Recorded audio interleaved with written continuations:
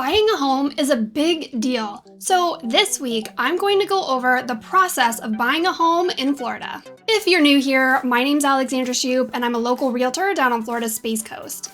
I have people calling me every day and I absolutely love it. So if you have any questions about buying a home here in Florida, go ahead and give me a call, shoot me a text message, or send me an email. I've got your answers and I would love to chat with you. And if you want to keep seeing videos like this, go ahead and like this video, subscribe to my channel, and don't forget to ring that notification bell so that you're notified every time I post a new video. Whether you're a first-time home buyer or an experienced home buyer looking for a refresher, this video is meant for you. Let's get into it. First, you'll want to find a realtor. Most importantly, you'll want to find a realtor that feels like a good fit for you and your family. Your realtor should have an initial consultation or intake where they ask you all sorts of questions to learn what you're looking for and so that they can learn more about you and what your needs are. I usually set my clients up with an MLS portal after our first contact so that they can begin looking at homes online. Next, you'll want to get pre-approved with a mortgage lender. A lot of home buyers think that they should wait until they find a home to get pre-approved for a loan. You do not want to wait. This step needs to be done before anything else so that you know exactly what your buying power is. Online calculators are not reliable. A pre-approval letter will tell you exactly what you can afford. For example, it may say that you can afford a home under $700,000, but not over. You don't want to fall in love with a home over budget. You should call multiple lenders to get a feel for each one and see which one can provide you with the best rates. 9 times out of 10, a local lender will be able to beat the terms and conditions of your bank. So keep that in mind. You'll definitely want to talk to both your bank and local lenders. Also, make sure to tell your lender if you are a first-time home buyer or if you're a veteran, because there may be special programs to help you pay for your home. Now it's time to go house hunting. Your realtor should already have you set up with an MLS portal where you can search for homes and he or she can recommend homes to you. Once you've created a list of homes that you'd like to tour, your realtor will schedule some showings. Make sure to give your realtor a list of the homes that you want to see in advance because your realtor has to get permission to enter each home from both the listing agent and the seller. And this can often take some time. So you've found a home you love and now it's time to make an offer. There is a lot that goes into your offer, and if you really want to dive into a contract to see what you're really signing, I'm gonna have another video all about that you can watch right up here. The main parts of your offer include the purchase price and type of financing, your earnest money deposit, the amount of inspection days you're requesting, a closing date, any credits you're requesting, and a date and time during which the seller has to respond to you by.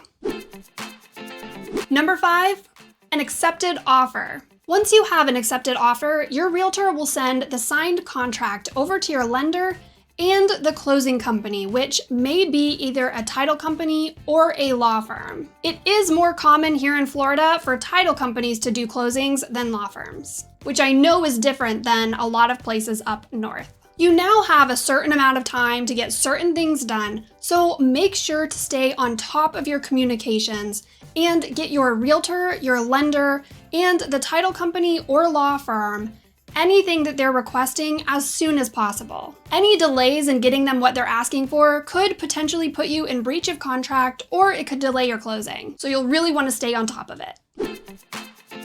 Number 6, deliver your earnest money deposit. Typically, your earnest money deposit is delivered to the title company or a law firm that's listed on your contract within 3 days of an accepted offer. This can differ, so you'll want to look at your contract to know that amount of time, and your realtor should be giving you the specific amounts of time during which you need to do things, so you're not all on your own. Next, it's time to hire inspectors. I always recommend that my buyers hire a home inspector, even on new construction homes. Other inspections that can be done, but are not limited to, are septic inspections, pest inspections, and pool inspections. I'll put a video up here if you want to take a ride along with me to see what some of these inspections look like so that you know what to expect. Now, you do not have to be present at your inspections, but if you're able to be present, I highly recommend it. Whether you're there or not, your realtor will likely attend the inspection for you. If any one of the inspections comes back with too many concerning issues, you can back out of the transaction and get your earnest money deposit back. In fact, you can back out for any reason or no reason at all during your inspection period and get your earnest money deposit back. Number 8, we're heading back to the negotiation table. During inspections, you may find some expensive issues that need to be addressed. It's at this point where you'll want to ask for additional credits, repairs, or maybe even a home warranty to address these issues. Or you may not want to ask for anything at all and just decide to move forward. Keep in mind that if you are asking for things after inspection, the seller can say no, and that will leave you with a big decision to make. Do you want to move forward and take care of the repairs yourself, or do you want to back out of the transaction? To move forward or not to move forward? That is the question. If you've decided to move forward, the next big thing to happen is that your lender is going to order an appraisal. An appraisal is ordered to make sure that the home you're buying is worth what you're paying for it. The appraiser typically goes out to the property by themselves, and this is not an appointment that you attend. If the appraiser needs anything from your realtor or the seller's realtor, they'll reach out to them. And sometimes your realtor may even reach out to provide comps. The listing agent may do this as well. This is not a part of the process you're really involved in, but once the appraisal comes back, you'll be informed whether or not the home appraised. If the home appraises, you're good to go. If the home doesn't appraise and you have an appraisal contingency in your contract, then you go back to the negotiation table again, where they can either decide to lower the price, you can cover the gap, or you can back out of the transaction. Number 10, now you wait.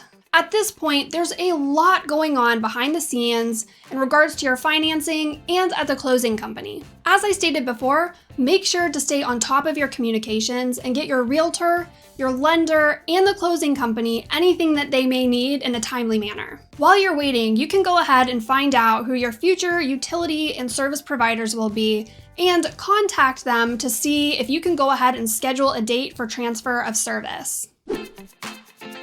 Next, and this is super important, call your bank. You'll want to call your bank to find out what needs to be done in order for you to send a wire transfer to your closing company for closing. Some banks require you to be present at the bank to make a wire transfer, meaning you'll have to go to your bank in person. If your bank's in New York and they have this rule, you want to know this before you fly down to Florida to conduct your closing. Number 12, wire your funds for closing. The company conducting your closing will let you know exactly what amount needs to be wired to them in order for you to close. Make sure to do this at least 24 hours in advance, but even earlier if you're able to. Wiring your funds in advance gives us the opportunity to handle any issues that may arise without having to push back your closing.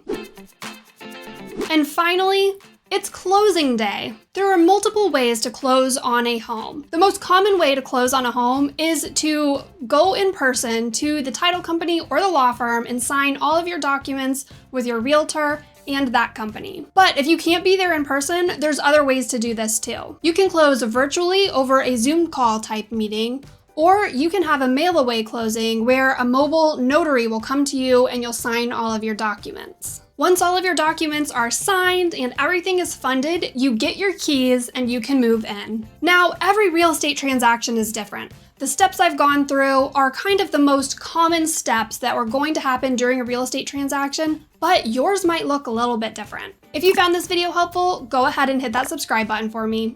Thanks for watching. Bye!